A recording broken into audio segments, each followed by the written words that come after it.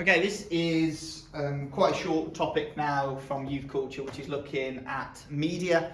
I would suggest on the longer questions, if you get a media question there, it's not the one which will be able to generate you the most marks, but certainly you'll need it if you get a shorter question, explain the impact of media on youth cultures, but also is useful when you're comparing, and certainly good for any question on maybe delinquency or deviancy and criminality. Now, we can't discuss for too long your moral panics, Stuart Hall policing the crisis, which I talk about in the ethnicity revision, Jock Young, the hippies, which I talk about in interactionism, and the same for Stan Cohen and his study of the mods and rockers. Basically, in all three of these cases, you're seeing how primarily an initial act leads to a labelling process, making groups into folk devils of a moral panic and leading to deviancy amplification. The only one that is different out of these three is Stuart Hall's policing the crisis, and that's because Stuart Hall is writing from both a Marxist and an interactionist perspective as well. So you'll see that this starts with, Young starts with smoking a weed and then the media getting involved. Cohen starts with a small fight and then the media getting involved. Whereas Stuart Hall does not start with an act of mugging. He gives a reason for the problem at the beginning, and because he's a Marxist, that reason is capitalism. So his is slightly different to the other two. But hopefully you're familiar with these moral panics now, and if you want to check out those other videos, then you can do if you're struggling. But that will primarily be a lot of your content for a media question. But there are some additional ones. One is Wayne et al.'s content analysis, where he finds that essentially you as young people are potentially receiving a one-dimensional representation in the media, encouraging fear and condemnation from the general public about you. So this is where he studies the TV and other news outlets and quite an in-depth look at these different forms of content. And it's supported by Women in Journalism study, which shows that 4,374 stories about teenage boys out of 8,629 were about crime. So you're getting essentially just short of half were very, very negative. And the terms that we see used, like thugs, feral, to describe young people, meant that the Women in Journalism study showed that not only did this representation in the media make adults feel scared of young people, but it also made young men feel scared of young men, because they are essentially the group that were painted in the most negative light here.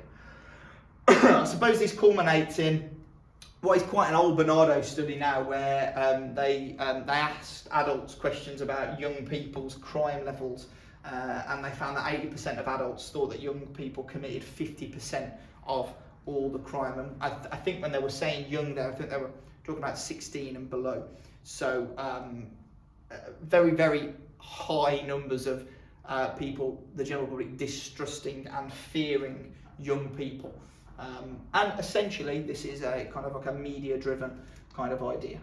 Now, for some people like Freddie, writing from more of a functionist perspective, would argue that maybe the moral panics that we see in the case of Hall and Young and Cohen are a fair reflection of the fears of the older generation in society, and do represent a real concern with the problems that these groups potentially face. And that could be true. But you also got McRobbie and Thornton, who would argue that in today's day and age things have changed, and that perhaps this idea of a moral panic is potentially out of date. There's either too many of them that we don't know, that we kind of desensitize to them, or that the press become aware that of what people are trying to do when they start a moral panic. So don't go with it, and don't kind of publish it. And also that perhaps we are too fragmented in our society now to have these particular groups that we're scared of. Look at the hippies and look at the mods and rockers. Like you will have never heard of those groups. They're very, very short-lived subcultures. And I can't think of a moral panic that exists about a subculture. Maybe it's more evidence that shows us that what we have are neo-tribes rather than subcultures anymore.